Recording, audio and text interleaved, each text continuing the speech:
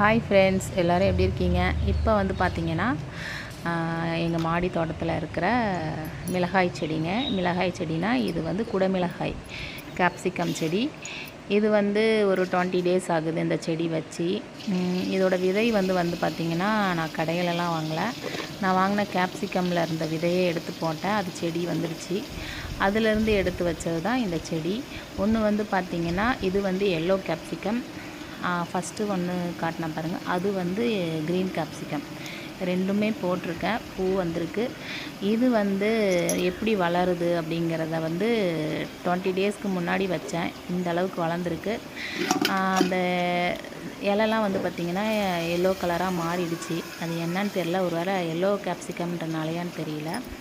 சரி, சத்து குறைபாடு இருக்குது அப்படின்னு சொல்லிவிட்டு நான் வந்து மாட்டு சாணம் இருக்கு இல்லையா, மாட்டு எருவு, அதுதாங்க போட்டு மண்ணெலாம் புல்லுலாம் இருந்தது, அந்த கலவைலாம் எடுத்து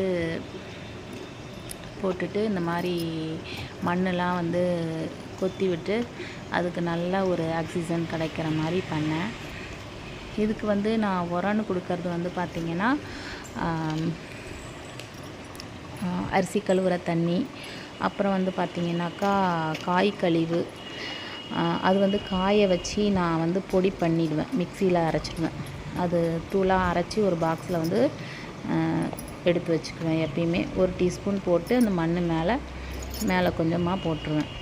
அதுக்கப்புறம் வந்து பார்த்திங்கன்னா இது கொத்தரங்காய் செடி. இது பாருங்கள், இது அந்த மாதிரி தான் போட்டேன். நல்லா சூப்பராக வந்து காய் பிடிச்சிருக்கு.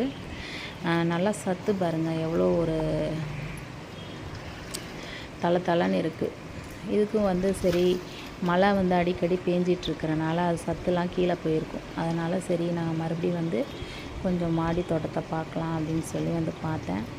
அப்புறம் இதுக்கும் கொஞ்சம் உரம்லாம் போட்டுட்டு அந்த கலவை செடிலாம் இருந்தது இல்லையா, அதெல்லாம் எடுத்துட்டு அதுக்கப்புறம் பார்த்திங்கன்னா தண்ணி ஊற்றிட்டு அதுக்கப்புறம் வந்துட்டேன்.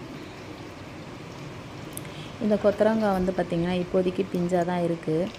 அது கொஞ்சம் முத்தினதுக்கப்புறம் தான் பிக்கணும். அடுத்தது இது வந்து க்ரீன் கேப்சிகம் செடிங்க.